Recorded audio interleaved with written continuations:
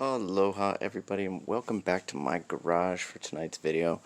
I had some comments on the last video I posted when I showed these couple pieces that I've been working on of some Coconut Micarta. So I wanted to make a little video tonight and kind of show you what I've been messing around with here, kind of the process and a couple different experiments that I've done so far.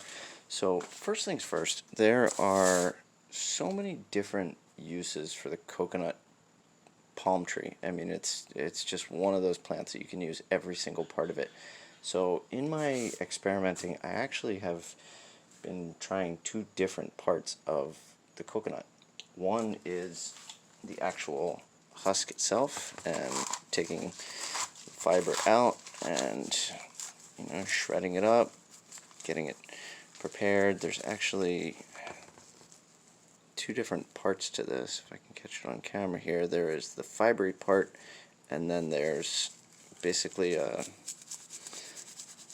sawdust part that holds all the fibers together. So depending on what look you want for your coconut micarta, you can either sit here and crunch all this stuff up and keep grinding it, and eventually you'll get just the fiber, or you can just rip hunks of it out like this, and you'll see it still has some of that kind of cellulose material in between it. So it just really depends on how far you want to process this stuff down to make what you're making. But a couple of the test pieces that I did, this was the first one that I made using the actual husk, and this one I didn't take all of the fiber out. I went through and I kind of took out some of the sawdust, and this is just a rough blank piece. I haven't finished sanded this or anything, and you can see once it gets wet here what this is going to look like. So I thought it came out pretty neat looking. So the cool thing about resin is it's very forgiving. You can go back and fix stuff. You can pour another layer over it. It's very easy to work with resin. It sands down really easy. You can polish it up to a really super high gloss. So a couple resins that I've been working with. I've tried a couple different experiments here. I did one with the casting resin, and then I also have some surfboard finishing resin that I'm going to try another batch. But the other possibility for coconut micarta is not the actual coconut itself, but rather the fiber that comes from the frond itself. So this is a piece of the palm frond, and this becomes the long, big, leafy coconut frond, and then this is the part that kind of wraps around the tree and that this grows out of. And it's a really neat material. It's a woven, naturally woven fiber. Let's see if I can get it to focus here.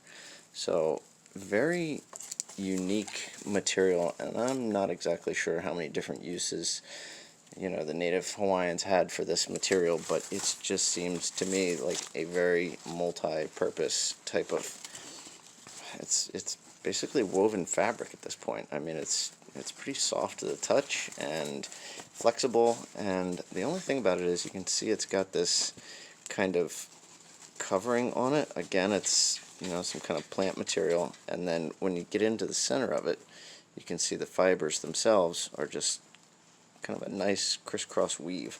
So again, you can get rid of this stuff. You just kind of move this around,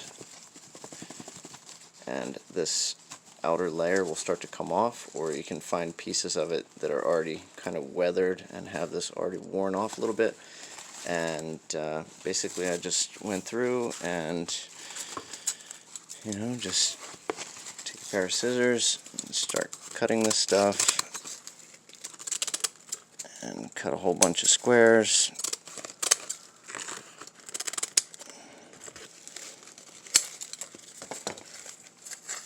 Get them all cleaned up, laid them on top of each other. And for this piece that I did, I'll show you the little test piece. This is the one that I did using the frond material. I'll show you what it looks like when you get it wet here. So it has kind of a neat look to it. Totally different than using the husk itself.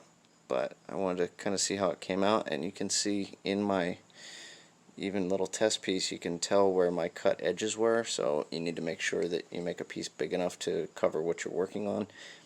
And basically all these different layers, if you sand through one layer, you're going to be into the next one, and then you'll see whatever was, you know, hiding in that layer. So if you've got little, you know, bits of stuff in your leaf and you cast it, that's what you're going to see through there. So you have to be really aware when you make your batch, you know, what it looks like, and what, you know, if there's little bits of stuff in there, if you've got a bug stuck in there or whatever, just make sure it's really clean and you pick through it really well before you pour that resin in there.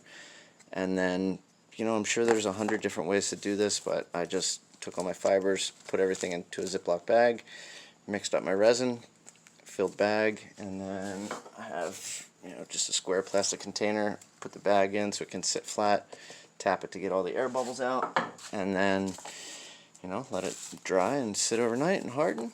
And those are kind of the two different ways that I've been experimenting with it. So again, I don't claim to be an expert in this stuff. I've just been messing around. This is a material that obviously is very plentiful to me, so I want to see what I could do with it.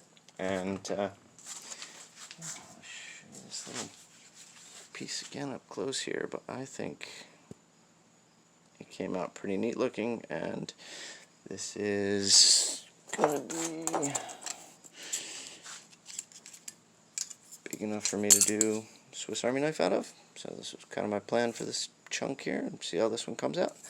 So the other thing that I was messing around with besides coconut, and this is sort of unrelated, but I figured since we're talking about making micarta, I have another friend who makes golf club heads, and his shop produces all kinds of these really nice stainless chips, really even, all from the same stock, and just really nice even chip material. So I gathered up a bunch of it, and I told him I wanted to see what it would look like when you cast it into some resin. So I did actually make, I'll show you what it looks like wet. I haven't had a chance to sand this one up, but this is some stainless chip micarta that I made also. So I'm not quite sure what I want to do with this one yet, but figured it was interesting looking, and, you know, it cost nothing more than a jug of resin and some free chips, so I figured why not. And then the last batch that I made here, this was kind of a hybrid, and I'm still experimenting with this one, but I took the stainless chips, and then I took all that sawdust material from grinding up the coconut, and basically you get a bag of this nice even fine sawdust, and I decided to mix it together with the stainless chip and see how that came out. So again, these are just some test pieces. I haven't really done a whole lot. I hit them on the belt sander just to even them out. You can see when you do it in a Ziploc bag, if you're not real careful about how the thing's sitting down, I guess this side was up and I had a little bubble on this side, but I ran the side flat on the belt sander, and I think it came out kind of cool looking. So once this is all finished up and sanded up to a 3000 grit and buffed with some compound, this one should look pretty cool too. So those are some of my experiment pieces, and then I'll show you these ones that I've been working on too. This is the pieces from that card using the frond and little Swiss Army knife scales that I'm working on. So I think that's going to be